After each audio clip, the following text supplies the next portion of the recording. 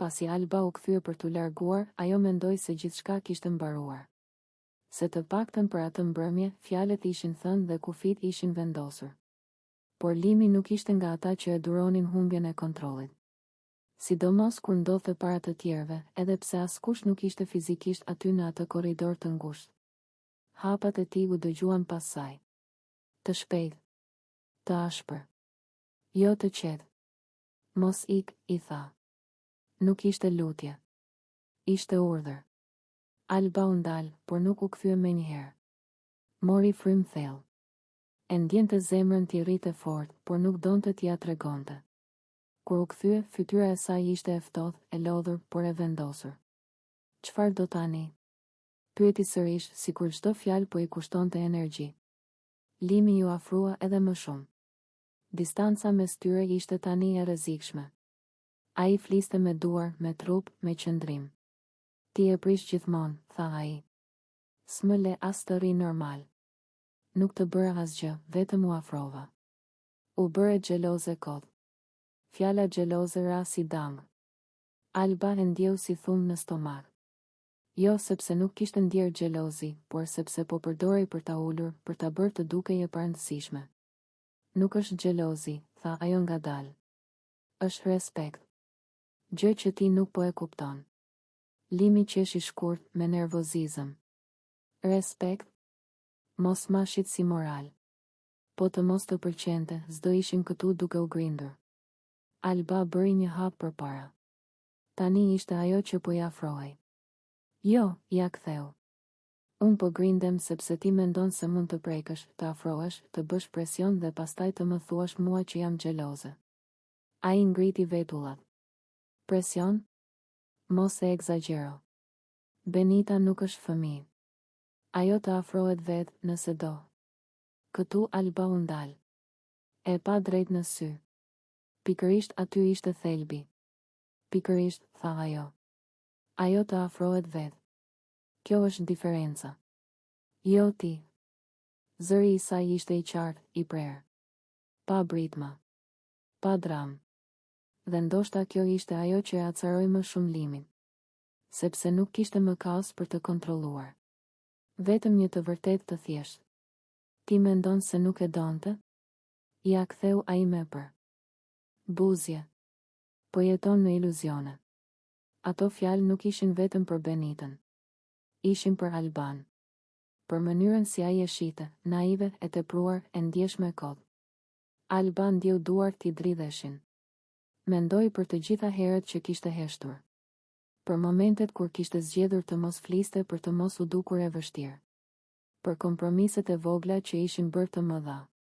Mos më fol ashtu, tha ajo. Ishte paralajmërim, jo kërkesë. Po si të flas? U përgjigj ai menjëherë. Kur ti s'po e pranoke realitetin. Dhe aty ndodhi. Nuk ishte plan. Nuk ishte menduar. Ishte një reagim i pastër, i mbledhur nga gjithë ajo që ishte grumbulluar prej kohësh. Dora e Albës u ngrit dhe e goditi në faqe. Një shpullë e thatë, e qartë, që theu ajrin dhe heshtin njëkohësisht. Për disa sekonda, asnjëri nuk lëvizi. Limi mbeti i ngrirë. Nuk ishte dhimbja fizike ajo që e tronditi, por fakti që kontrolli i kishte rrëshitur nga duart. Nuk e kishte parë të vinte. Nuk e kishte parashikuar. Alba po dridhej. Frymëmarrja i. Atmosfera në shtëpi ishte e rëndë që para se të shpërthente gjithçka. Pas përplasjes së zarfit të zi, askush nuk ishte qetësuar realisht. Alba qëndronte pranë kuzhinës me shikim vigjilen. Benita ishte në obor, e nervozuar, duke ecur sa majtas djathtas. Limi ishte i tensionuar. Dukej sikur donte të fliste, por nuk po gjente momentin. Papritur, Benita hyri brenda dhe me zë të lartë tha. Unë nuk mund të rri më e heshtur. Të gjithë u kthyen nga ajo. Alba u drejtua menjëherë. Çfarë ke? Benita mori frym thellë. Zëri ju drodh, por fjalët dolën të forta. Limi ka tentuar të më kap me zor në banjo. Shtëpia u ngrirë. Një heshtje e frikshme ra.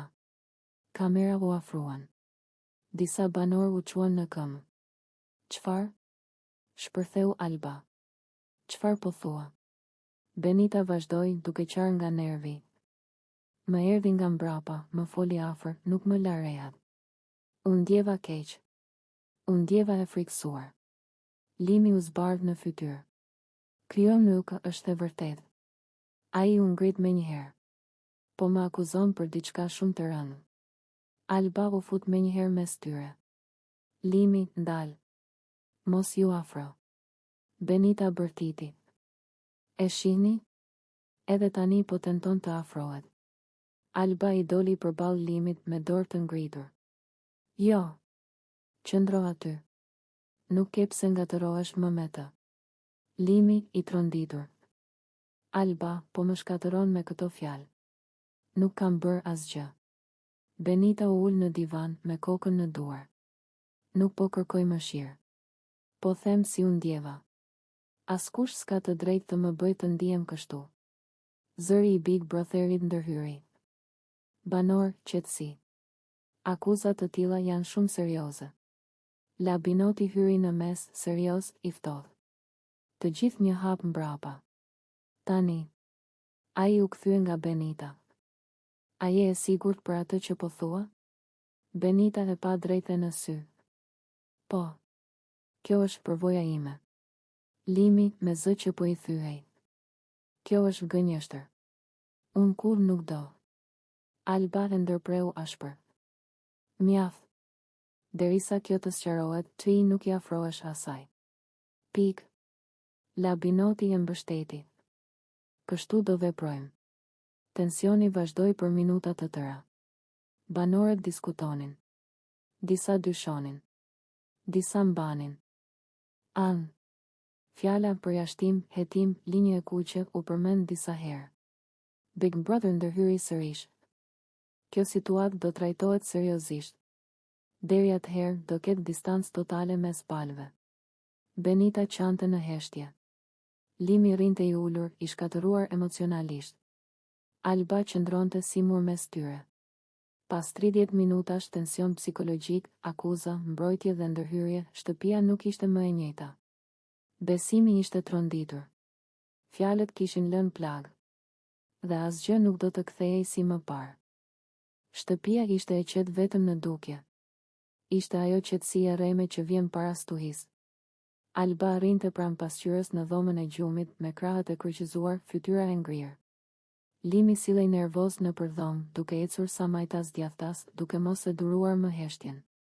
Papritur, ai u ndal. U kthye nga Alba dhe fjalët i shpërthyen pa filtër. Ti e ke dhe 25 herë. Alba ngriti kokën ngadalë. Çfarë the? Limi ju afrua një hap më shumë, zëri i mbushur me inat dhe zhgënjim. Po, e dëgjove mirë. 25 herë. Gabim pas gabimit. Alba qeshi me ironi. Mos e tepro. Por Limi nuk u ndal. Jo, tani do më dëgjosh. Ti e dështake në mënyrën si sillesh me mua. Këto fjalë e goditën Alben drejt në gjoks. Mos më fyej, i tha ajo, me zë të ulët, por të fortë. Po të them të vërtetën, vazhdoi Limi. Ke favorizuar femrat e tjera para meje në këtë shtëpi. Më ke lënë mënjan, më ke bërë të ndihem sikur zvleja. Alba u afrua edhe ajo. Ti je duke luajtur viktimën. Limi qeshi hidhur. Viktim? Alba, ka një javë që jam përkushtuar gjithë kohën ty një javë. Kam qenë pranë teje në çdo moment. Ai ngriti dorën duke numëruar me gishta. Kur ishe keq. Kur qaje. Kur zdije me këtë flisje. Unë isha aty. Alba u kthye nga ana tjetër, e prekur, por krenare. Nuk të ka detyruar askush. Kjo fjali e ndezi edhe më shumë. Ja pra. Shpërtheu Limi. Kjo është ajo që më çmen. Sikur gjithçka që kam bërë nuk ka asnjë vlerë. Zëri i tij u drodh. Unë kam lënë veten mënjan për ty. Alba u kthye vrullshëm. Dhe pastaj çfarë? Pret medalje? Jo, ja ktheu ai. Pres respekt. Pres të mos më trajtosh si opsion të fundit. Tensioni u rrit.